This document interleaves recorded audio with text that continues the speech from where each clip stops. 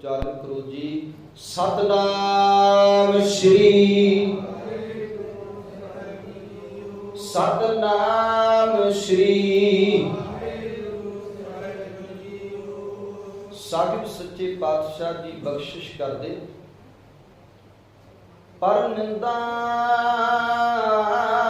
पर मनमुख सुधी अगना क्रोध चंडाल रस कास आप सलाहना एक कर्म मेरे करतार। सतगुरु जी कहते कन अगल क्रोध चंडाल जिहड़ा क्रोध है वो मेरे अंदर अग की तरह चंडाल की तरह।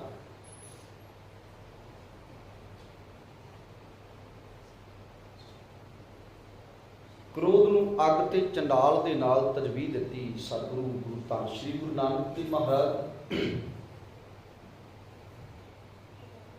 और सत्य है कि जदों अग लगदी है तो अग फिर किसी गल का लिहाज नहीं करती। कि करती है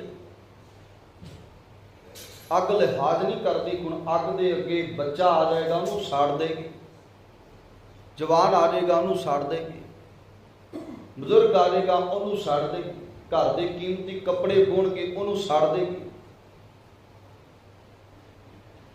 कोई भी चीज अग दे अगे आवेगी अग उन्होंने राख दे सुपुर्द कर देगी, राख बना देगी।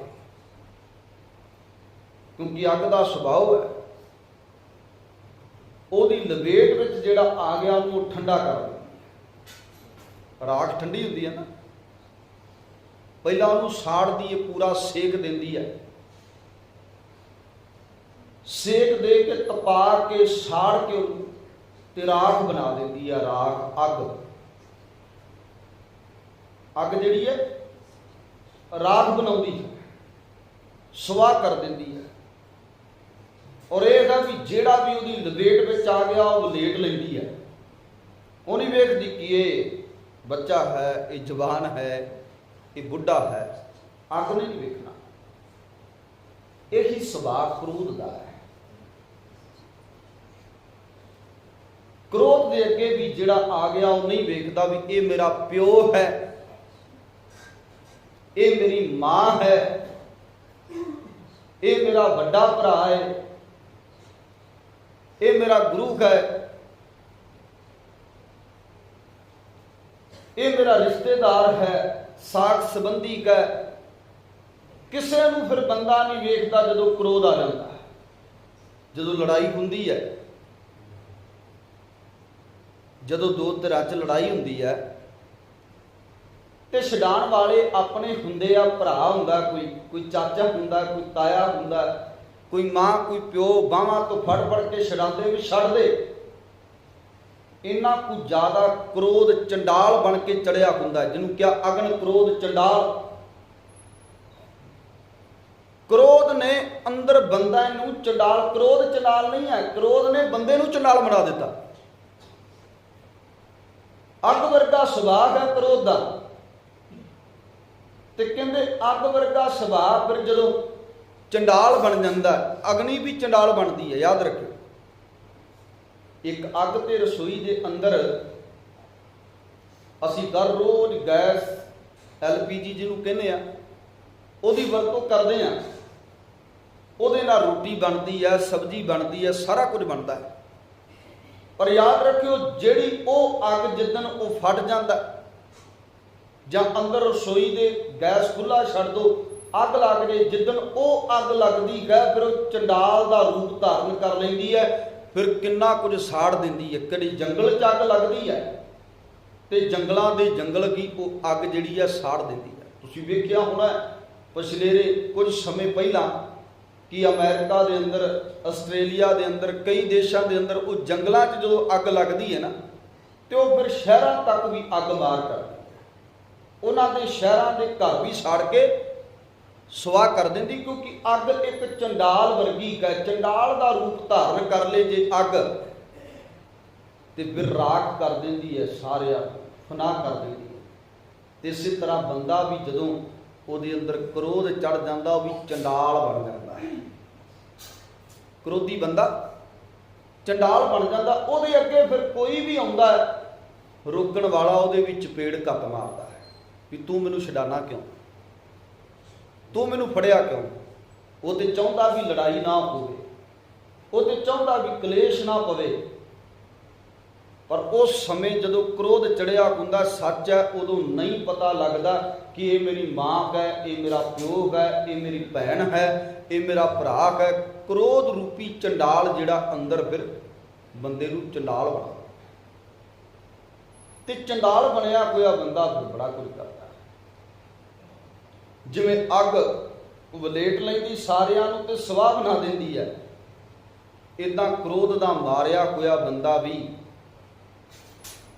ਜਿਹਨੂੰ ਆਪਣੀ ਵਲੇਟ ਵਿੱਚ ਲੈ ਲੈਂਦਾ, ਉਹਨੂੰ ਸਵਾਹ ਬਣਾ ਦਿੰਦਾ, ਰਾਖ ਕਰ ਦਿੰਦਾ, ਰਾਖ ਦੇ ਸੁਪੁਰਦ ਕਰ ਦਿੰਦਾ। ਹੁਣ ਵੇਖੋ ਨਾ,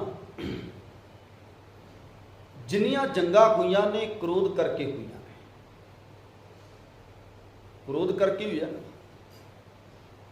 ਕ੍ਰੋਧ ਅੰਦਰ ਪੈਦਾ ਹੋਇਆ ਗੁੱਸਾ, ਗੁੱਸਾ ਪੈਦਾ ਹੋਇਆ ਤੇ ਫਿਰ ਕਿੱਡੇ ਕਿੱਡੇ ਵਿਸ਼ਵ ਯੁੱਧ ਹੋਏ। ਇੱਕ ਹੁਣ ਚੱਲ ਰਿਹਾ ਯੂਕਰੇਨ ਦੇ ਅੰਦਰ, ਰੂਸ ਤੇ ਯੂਕਰੇਨ ਦਾ ਜੋ ਚੱਲ ਰਿਹਾ, ਕ੍ਰੋਧ ਹੀ ਹੈ ਨਾ, ਗੁੱਸਾ ਹੀ ਹੈ ਨਾ, ਕਿ ਸਾਡਾ ਕਬਜ਼ਾ ਹੋਣਾ ਚਾਹੀਦਾ, ਸਾਡਾ ਕਬਜ਼ਾ ਹੋਣਾ ਚਾਹੀਦਾ। ਅਧੀਨ ਕਰਨ ਦੇ ਲਈ ਗੁੱਸੇਬੱਧ ਹੋ ਕੇ ਕਈ ਮਾਸੂਮ ਬੱਚਿਆਂ ਦੀਆਂ ਜਾਨਾਂ ਲੈਂਦਾ ਬੰਦਾ, ਕਈ ਨੌਜਵਾਨ ਚਲੇ ਜਾਂਦੇ ਆ, ਕਈ ਬਜ਼ੁਰਗ। ਕਿਉਂਕਿ ਜਦੋਂ ਕ੍ਰੋਧ ਆਉਂਦਾ ਹੈ, ਉਹ ਅੱਗ ਦੀ ਤਰ੍ਹਾਂ, ਅੱਗ ਦੇ ਅੱਗੇ ਜੋ ਜੋ ਆਏਗਾ ਉਹ ਵਲੇਟ ਲਏਗੀ। ਤੇ ਜਦੋਂ ਕ੍ਰੋਧ ਆਉਂਦਾ ਫਿਰ ਨਹੀਂ ਵੇਖਦਾ ਕਿ ਉਸ ਕੰਟਰੀ ਦੇ ਅੰਦਰ ਸਾਡੀ ਕੰਟਰੀ ਦੀ ਤਰ੍ਹਾਂ ਬੱਚੇ ਵੀ ਰਹਿੰਦੇ ਹੋਣਗੇ, ਜਵਾਨ ਵੀ ਰਹਿੰਦੇ, ਬਜ਼ੁਰਗ ਨਾ। ਫਿਰ ਇਸ ਗੱਲ ਦਾ ਕੋਈ ਅੰਦਾਜ਼ਾ ਨਹੀਂ ਲੱਗਦਾ, ਕ੍ਰੋਧ ਹੈ ਨਾ। ਤੇ ਫਿਰ ਸਾਰਿਆਂ ਨੂੰ ਆਪਣੀ ਵਲੇਟ ਵਿੱਚ ਲੈ ਲੈਂਦਾ, ਫਿਰ ਗੋਲੇ ਦਾਗਣ ਤੋਂ ਵੀ ਗੁਰੇਜ਼ ਨਹੀਂ ਕਰਦਾ। ਫਿਰ ਇਨਸਾਨੀਅਤ ਕਿੱਥੇ ਜਾਂਦੀ ਹੈ? ਜਿਹੜੀ ਕਹਿੰਦੇ ਵੀ ਇਨਸਾਨੀਅਤ ਹੈ ਸਾਡੇ ਅੰਦਰ, ਅਸੀਂ ਰੱਬ ਨੂੰ ਮੰਨਦੇ ਹਾਂ, ਅਸੀਂ ਮਾਲਕ ਨੂੰ ਮੰਨਦੇ ਹਾਂ, ਤੇ ਰੱਬ ਨੂੰ ਮੰਨਣ ਵਾਲਾ ਤੇ ਚੰਡਾਲ ਬਣਿਆ ਹੋਇਆ।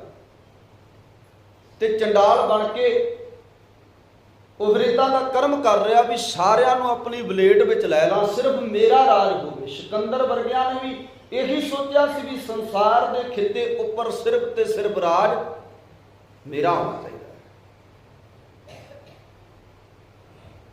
ਤੇ ਅਸੀਂ ਇਸ ਅਗਨ ਰੂਪੀ, ਕ੍ਰੋਧ ਰੂਪੀ ਚੰਡਾਲ ਤੋਂ ਬਚੇ ਨਹੀਂ।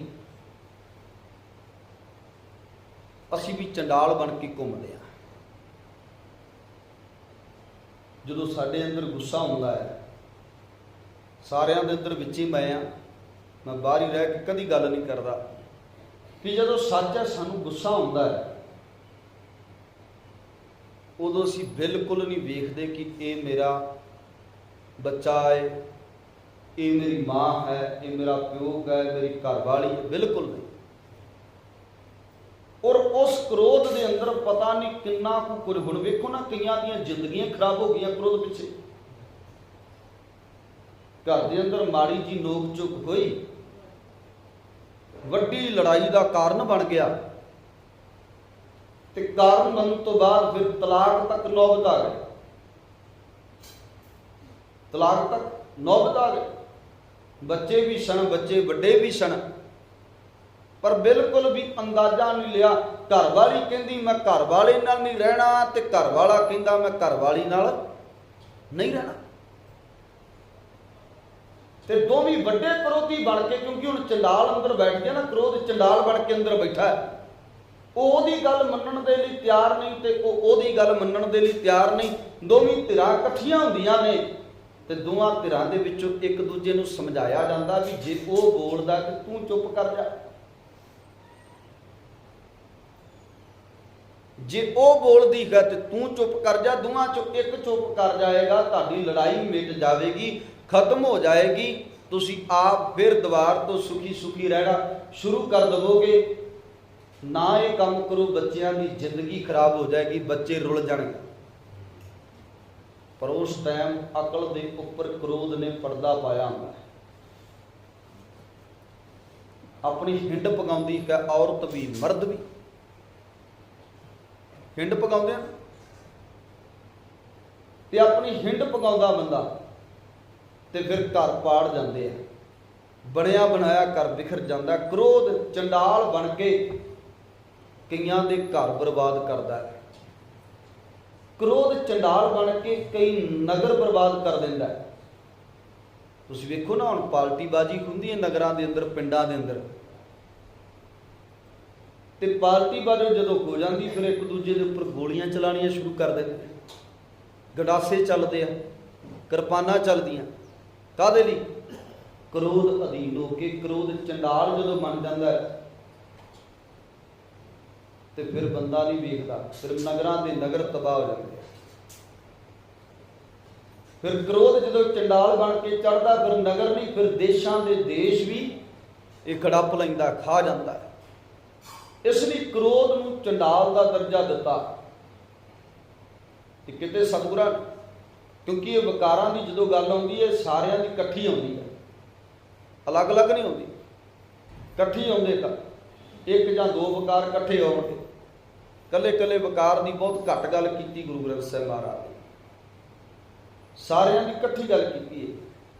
ते जदों काम ते क्रोध की इकट्ठी गल की, उदों मेरे सतगुरां ने कहा काम क्रोध काया को गल है। क्रोध भी काया नूं गलदा ते काम भी काया नूं गलदा। जिहड़ा बंदा गुस्सा करता होएगा, हर वक्त माड़ी माड़ी गल तो नोक चोक, माड़ी माड़ी गल तो बंदा गुस्सा हुंदा होएगा, सच है वो अंदरों बंदा खत्म होएगा। बाहरी तौर पर जिवें मर्जी दिसी जाए, पर अंतरीवी तौर पर बंदा खत्म है, वो पल्ले घट। क्योंकि क्रोध के नाल, क्रोध फिर अग का दर्जा दिता ना, कि अग तो साड़ती है। हुण उस क्रोध ने दा अंदर साड़िया होया, साड़ा ही है उस बंदे के अंदर। जिहड़ा बंदा क्रोधी होवेगा, दे मूँह के उपर, उहदे चेहरे के उपर ना तुसीं वेखिओ रौनक नहीं होएगी, मत्थे ते हर वक्त त्यूड़ी होवे, वो वेखेगा भी तो ऐ लगेगा भी पता नहीं हुणे नहीं मारन लगा, हुणे ने कुछ कर देना। हर वक्त जिहड़े बंदे दे सिर ते क्रोध सवार रहिंदा है, वो बंदे का चेहरा नुहार सारी बदली होगी, उसके चेहरे तो प्रगट हो जाएगा भी ये बंदा क्रोधी है। उसकी वेखनी तो, उसके चेहरे तो पता लग जाएगा कि ये बंदा जिहड़ा क्रोधी है, दे अंदर शांति टिकाऊ ते क्रोध दे नाल बंदा भरपूर है। हुण जिन्नियां भी लड़ाइयां होईयां, सब तो वधीक लड़ाइयां क्रोध करके, जब साडे घरां 'च भी गुस्से करके होंदियां ने ना, माड़ी माड़ी गल तो गुस्से होंदे आ, ते गुस्से होण तो बाद असीं की बन जांदे आ, वड्डे क्रोधी बन। ते जदों फिर क्रोध सिर ते चढ़दा है, फिर बंदा जो कुहाड़ी मारदा वेखदा नहीं अगे जिहदे सिर च मार लगा मेरा भरा है, जिहदे सिर च मार लगा मेरे घर वाली है, जिहदे सिर च मार लगा मेरा बच्चा है।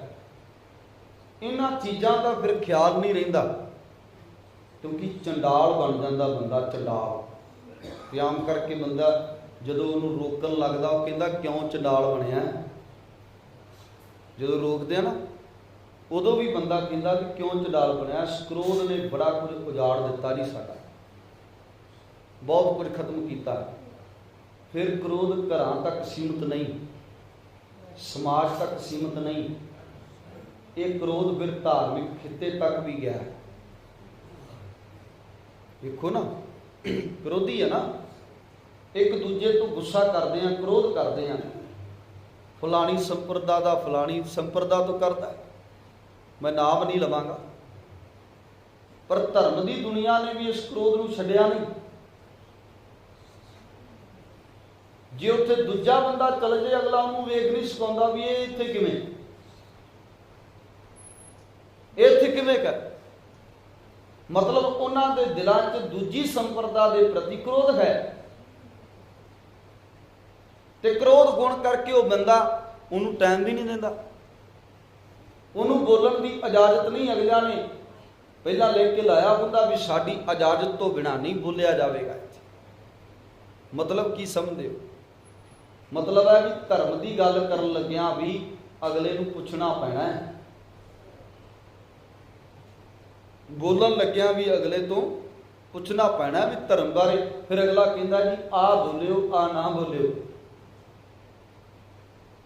ਇਜਾਜ਼ਤ ਨਹੀਂ ਹੈ ਕਿ ਉਹ ਸ਼ਬਦ ਨਾ ਬੋਲਿਓ ਜਿਹੜੇ ਸ਼ਬਦਾਂ ਤੋਂ ਸਾਡੀ ਸੰਪਰਦਾ ਨੂੰ ਠੇਸ ਪਹੁੰਚੇ, ਗੁੱਸਾ ਆਵੇ। ਮਤਲਬ ਇਹੀ ਹੈ ਨਾ। ਤੇ ਧਰਮ ਦੀ ਦੁਨੀਆ 'ਚ ਰਹਿਣ ਵਾਲੇ ਵੱਡੇ ਵੱਡੇ ਲੋਕ ਜਿਹੜੇ ਸਨ, ਹੰਕਾਰੀ ਕ੍ਰੋਧੀ ਸਨ, ਕ੍ਰੋਧੀ ਬਣ ਕੇ ਕ੍ਰੋਧ ਕਰਦੇ। ਕ੍ਰੋਧੀਆਂ ਇੱਥੋਂ ਤੱਕ ਕ੍ਰੋਧ ਕੀਤਾ ਵੀ ਧਰਮ ਇੱਕੋ ਰਹਿਣਾ ਚਾਹੀਦਾ ਹੈ, ਦੂਸਰੇ ਸਾਰੇ ਧਰਮ ਖਤਮ ਹੋ ਜਾਣ। ਤੇ ਮੁਸਲਮਾਨ ਕੌਮ ਨੇ ਇਹ ਕੁਝ ਕੀਤਾ। ਵੇਖੋ ਨਾ, ਜਹਾਂਗੀਰ ਤੋਂ ਕੰਮ ਸ਼ੁਰੂ ਹੋਇਆ, ਜਹਾਂਗੀਰ ਤੋਂ ਬਾਅਦ ਔਰੰਗਜ਼ੇਬ ਤੱਕ। ਔਰੰਗਜ਼ੇਬ ਨੇ ਵੀ ਚਾਹਿਆ ਕਿ ਸਭ ਕੁਝ ਖਤਮ ਕਰ ਦਾਂਗਾ, ਪਰ ਉਹਦੇ ਤੋਂ ਹੋਇਆ ਨਹੀਂ, ਉਹ ਆਪ ਖਤਮ ਹੋ ਗਿਆ। ਕ੍ਰੋਧ ਅਧੀਨ ਹੈ ਨਾ, ਕ੍ਰੋਧ ਸੀ ਨਾ ਕਿ ਸਾਰੇ ਬੰਨੇ ਅੱਲਾਹੂ ਦੀਆਂ ਆਵਾਜ਼ਾਂ ਹੋਣ, ਦੂਜੇ ਸਾਰੇ ਧਰਮ ਖਤਮ ਕਰ ਦਾਂਗਾ, ਸਿਰਫ ਇੱਕ ਮੁਸਲਮਾਨ ਧਰਮ ਜਿਹੜਾ ਹੈ ਉਹ ਜਾਗਰ ਹੋਵੇਗਾ। ਪਰ ਨਹੀਂ ਹੋ ਸਕਿਆ।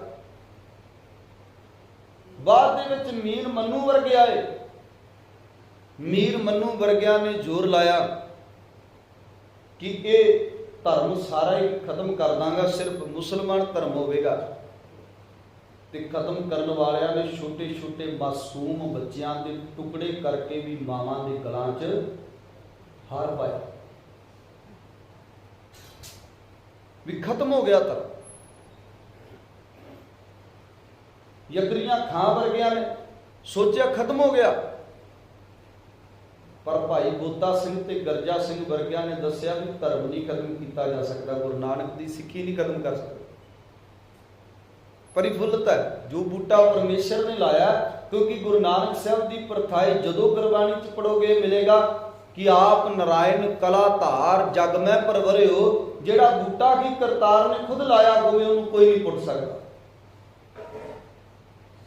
ਜਿਹਨੂੰ ਆਪ ਮਾਲਕ ਨੇ ਭੇਜਿਆ ਹੋਵੇ ਉਹਨੂੰ ਕੋਈ ਵੀ ਖਤਮ ਨਹੀਂ ਕਰ ਸਕਦਾ। ਭੱਟ ਸਾਹਿਬਾਨ ਇੱਥੋਂ ਤੀਕ ਕਹਿੰਦੇ ਗਨ ਜੋਤ ਰੂਪ ਹਰ ਆਪ ਗੁਰੂ ਨਾਨਕ ਕਹਾਇਓ। ਕਰਤਾਰ ਦੀ ਜੋਤ ਹੀ ਸੰਸਾਰ ਦੀ ਧਰਤੀ ਤੇ ਪ੍ਰਗਟ ਹੋਈ ਗੁਰੂ ਨਾਨਕ ਸਾਹਿਬ ਦੇ ਰੂਪ ਅੰਦਰ। ਸਰੀਰ ਗੁਰੂ ਨਾਨਕ ਦਾ ਹੈ, ਪਰ ਜੋਤ ਉਹ ਕਰਤਾਰ ਦੀ ਆਪ ਆ ਕੇ ਸੰਸਾਰ ਦੀ ਧਰਤੀ ਤੇ ਪ੍ਰਗਟ ਹੋਈ। ਖੈਰ ਬਾਤ, ਕ੍ਰੋਧ ਨੇ ਘਰ ਬਰਬਾਦ ਕੀਤੇ ਆ, ਕ੍ਰੋਧ ਨੇ ਨਗਰ ਬਰਬਾਦ ਕੀਤੇ ਆ। ਕ੍ਰੋਧੀ ਹੋਇਆ ਬੰਦਾ ਇੱਕ ਵਾਰੀ ਕਿਸੇ ਨਾਲ ਲੜਦਾ, ਗੁੱਸੇ ਹੁੰਦਾ, ਉਹ ਕਦੀ ਕਿਸੇ ਨੂੰ ਬੁਲਾਉਂਦਾ ਨਹੀਂ। ਤੇ ਜਦੋਂ ਕ੍ਰੋਧ ਝਾੜਿਆ ਵੀ ਜਾਂਦਾ, ਉਹ ਨੀਵੇਂ ਤੇ ਝਾੜਿਆ ਜਾਂਦਾ, ਉੱਚੇ ਤੇ ਕਦੀ ਨਹੀਂ ਝਾੜਿਆ। ਆਪਣੇ ਬਰਾਬਰ ਦੇ ਨਹੀਂ ਅਗਲਾ ਪੰਗਾ ਲੈਂਦਾ, ਪਤਾ ਉਹਨੂੰ ਪੈਣਗੀਆਂ, ਪਰ ਜਦੋਂ ਕ੍ਰੋਧ ਕਰਦਾ ਹੈ, ਗੁੱਸਾ ਕਰਦਾ ਹੈ, ਉਦੋਂ ਆਪਣੇ ਤੋਂ ਛੋਟੇ ਤੇ ਕਰਦਾ ਹੈ, ਆਪਣੇ ਤੋਂ ਨੀਵੇਂ ਤੇ ਕਰਦਾ ਹੈ। ਕਹਿੰਦੇ ਵੀ ਨੌਕਰ ਘਰ ਦੇ ਅੰਦਰ ਸਫਾਈ ਕਰਦਾ ਸੀ ਤੇ ਗਲਾਸ ਟੁੱਟਣ ਦੀ ਆਵਾਜ਼ ਆਈ, ਤੇ ਜਿਹੜਾ ਉਹਦਾ ਪਿਤਾ ਸੀ ਉਹਨੇ ਨੌਕਰ ਨੂੰ ਝਿੜਕਿਆ, ਲਾਹਨਤਾਂ ਪਾਈਆਂ, ਬੁਰਾ ਭਲਾ ਕਿਹਾ, ਇੱਥੋਂ ਤੱਕ ਵੀ ਚਪੇੜ ਵੀ ਕੱਢ ਮਾਰੀ ਉਸ ਨੌਕਰ। ਤੇ ਉਹ ਪੁੱਛਦਾ ਵੀ ਮੇਰਾ ਗੁਨਾਹ ਕੀ ਹੈ, ਮੈਨੂੰ ਦੱਸੋ ਤੇ ਸਹੀ ਨਾ, ਤੁਸੀਂ ਮੇਰੇ ਚਪੇੜ ਮਾਰੀ ਹੈ, ਮੈਨੂੰ ਬੁਰਾ ਭਲਾ ਕਿਹਾ। ਕਹਿੰਦਾ ਗਲਾਸ ਟੁੱਟਣ ਦੀ ਤੈਨੂੰ ਆਵਾਜ਼ ਨਹੀਂ ਆਈ ਕਿ ਗਲਾਸ ਤੋੜ ਦਿੱਤੇ, ਤੂੰ ਸਫਾਈ ਕਰਦਾ ਸੀ। ਹੁਣ ਨੌਕਰ ਹੱਥ ਜੋੜ ਕੇ ਕਹਿੰਦਾ ਜੀ ਮੈਂ ਸਫਾਈ ਤੇ ਕਰਦਾ ਸਾਂ, ਪਰ ਇਹ ਗਲਾਸ ਤੁਹਾਡੇ ਛੋਟੇ ਪੁੱਤਰ ਨੇ ਤੋੜੇ ਨੇ, ਮੈਂ ਨਹੀਂ ਤੋੜੇ। ਮੈਂ ਰੋਕਦਾ ਸਾਂ ਪਰ ਉਹ ਮੁੜਿਆ ਨਹੀਂ, ਖੇਡਦਾ ਸੀ ਉਹਨਾਂ ਗਲਾਸਾਂ ਨਾਲ ਤੇ ਉਹ ਡਿੱਗ ਕੇ ਟੁੱਟ ਗਏ, ਕਿਉਂਕਿ ਆਪਣੇ ਤੋਂ ਨੀਵੇਂ ਰੋਬ ਝੜਦਾ। ਹੁਣ ਆਪਣੇ ਪੁੱਤਰ ਨੂੰ ਕੁਝ ਨਹੀਂ ਕਿਹਾ, ਸਗੋਂ ਉਸ ਨੌਕਰ ਨੂੰ ਕਹਿੰਦਾ ਵੀ ਤੂੰ ਇਹਦੀ ਦੇਖ ਰੇਖ ਨਹੀਂ ਕਰ ਸਕਦਾ, ਤੂੰ ਸਮਝਾ ਨਹੀਂ ਸਕਦਾ ਸੈਂ, ਤੂੰ ਫੜ ਨਹੀਂ ਸਕਦਾ। ਹੁਣ ਵੀ ਉਲਟਾ ਉਸ ਨੌਕਰ ਨੂੰ ਡਾਂਟ ਰਿਹਾ, ਕਿਉਂਕਿ ਮਾੜੇ ਤੇ ਰੋਬ ਹੈ, ਤਗੜੇ ਤੇ ਨਹੀਂ। ਮਾੜੇ ਤੇ ਬੰਦਾ ਰੋਬ ਝਾੜਦਾ। ਕੋਈ ਵੀ ਬੰਦਾ ਵੇਖ ਲਓ, ਜਦੋਂ ਬੰਦਾ ਕਿਸੇ ਹੋਟਲ 'ਚ ਜਾ ਕੇ ਬਹਿ ਕੇ ਖਾਂਦਾ ਹੈ ਨਾ, ਤੇ ਆਪਣੇ ਆਪ ਨੂੰ ਇਹ ਸਮਝਦਾ ਵੀ ਮੈਂ ਸ਼ਾਇਦ ਬਾਦਸ਼ਾਹ ਬਣ ਗਿਆ, 4 ਪੈਸੇ ਜੇਬ 'ਚ ਨੇ ਤੇ ਮੇਰੇ ਵਰਗਾ ਹੁਣ ਬਾਦਸ਼ਾਹ ਕੋਈ। ਓਏ ਵੇਟਰ ਇੱਧਰ ਆ, ਤੈਨੂੰ ਸੁਣਦਾ ਨਹੀਂ। ਬੜੇ ਰੋਬ ਦੇ ਨਾਲ ਨਾ, ਜਿਵੇਂ ਬਹੁਤ ਵੱਡਾ ਬਾਦਸ਼ਾਹ ਹੁੰਦਾ ਬੰਦਾ। ਕਿਸੇ ਵਿਆਹ ਵਿੱਚ ਚਲਾ ਜਾਂਦਾ, ਉੱਥੇ ਵੀ ਉਹਨਾਂ ਨੂੰ ਇੱਦਾਂ ਦੀ ਲੈਂਗੁਏਜ, ਇੱਦਾਂ ਦੀ ਸਾਡੀ ਬੋਲੀ ਹੁੰਦੀ ਹੈ। ਕਿਉਂ? ਕਿਉਂਕਿ ਅਸੀਂ ਮਾੜੇ ਤੇ ਰੋਬ ਝਾੜਦੇ ਹਾਂ, ਗੁੱਸਾ ਮਾੜੇ ਤੇ ਕੱਢਦੇ, ਤਗੜੇ ਤੇ ਨਹੀਂ ਕੱਢ ਸਕਦੇ। ਕਿਉਂਕਿ ਤਗੜੇ ਅੱਗੇ ਗੁੱਸਾ ਕਰਨ ਦੇ ਸਾਡੇ ਕੋਲ ਹੈ ਕੋਈ, ਨੀਵੇਂ ਦੇ ਉੱਪਰ ਸਾਡਾ ਜ਼ੋਰ ਚੱਲਦਾ ਹੈ, ਉੱਚਿਆਂ ਦੇ ਉੱਪਰ ਨਹੀਂ। ਇਸ ਲਈ ਕ੍ਰੋਧ ਵਸ ਹੋ ਕਰਕੇ ਬੰਦਾ ਆਪਣੀ ਜੀਵਨ ਜ਼ਿੰਦਗੀ ਬਤੀਤ ਕਰਦਾ ਹੈ। ਤੇ ਕ੍ਰੋਧੀ ਬੰਦਾ ਇੱਕ ਦੂਜੇ ਪ੍ਰਤੀ, ਨਿਤਾ ਪ੍ਰਤੀ ਅੱਗ ਜਿਹੜੀ ਆ ਬਰਾਂਦਾ ਰਹਿੰਦਾ ਹੈ, ਕਦੀ ਨਹੀਂ ਛੱਡਦਾ ਬੰਦਾ ਕ੍ਰੋਧ ਵਸ ਹੋਇਆ।